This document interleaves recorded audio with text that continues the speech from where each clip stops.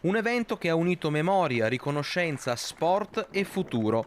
Giancarlo Abete, presidente nazionale della Lega Dilettanti, e Giuseppe Ruzza, presidente della LND Veneto, hanno voluto essere presenti a Santa Croce per l'intitolazione del campo sportivo ad Antonio Ricchieri, figura storica del calcio veneto e italiano. Una cerimonia per rendere omaggio a lui, alla sua famiglia, alla sua generosità, ma anche a una società come la SD Santa Croce impegnata nella valorizzazione dei giovani.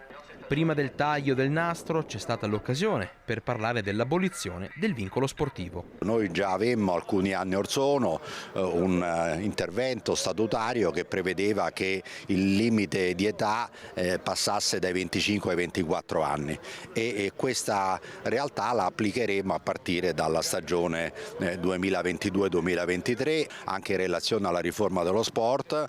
Se non ci saranno ulteriori modifiche dovremo avere una proroga abbastanza significativa che in qualche modo dà il tempo per studiare un percorso.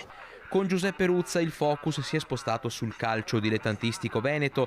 Tra i problemi principali il rincaro di costi di bollette, di gestione, il dialogo con le amministrazioni, così come la difficoltà nel reperire sponsor e risorse.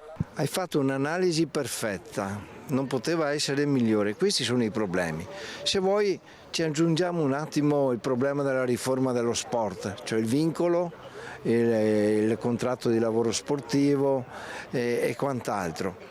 Qualche società l'abbiamo persa, speriamo di guadagnarne qualcun'altra. Toccanti gli interventi di Cristina e Stefano Ricchieri, così come il post pubblicato da Patrick Pitton, vicepresidente della FIGC Veneto, impegnato in un altro evento istituzionale.